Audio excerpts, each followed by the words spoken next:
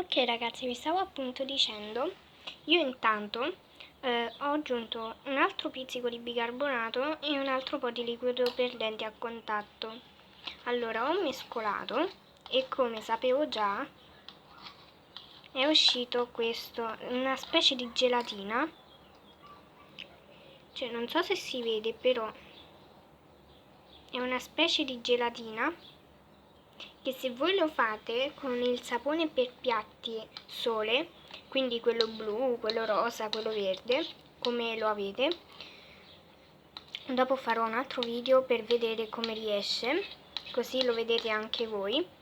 E quindi appunto vi stavo dicendo, perché io l'ho già provato proprio appunto per vedere, se lo fate con il sapone per piatti sole, quindi sole, lo mettete e ci mettete il sale. Se voi mettete per esempio Nelsen e sale, vedete che spettacolo.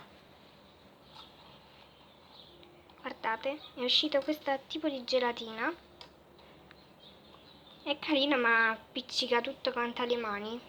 Quindi no, non mi piace. Però mai dire mai.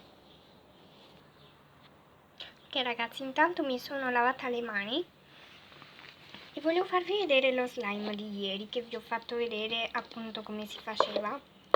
Allora, io ci ho aggiunto, allora voi lo vedete un rosso arancione, perché ieri era verde, ovvio, e io ci ho aggiunto, vedete infatti queste qui, ci ho aggiunto del latte temperagiotto e quindi si è formato questo colore. Io ci ho aggiunto il fucsia, il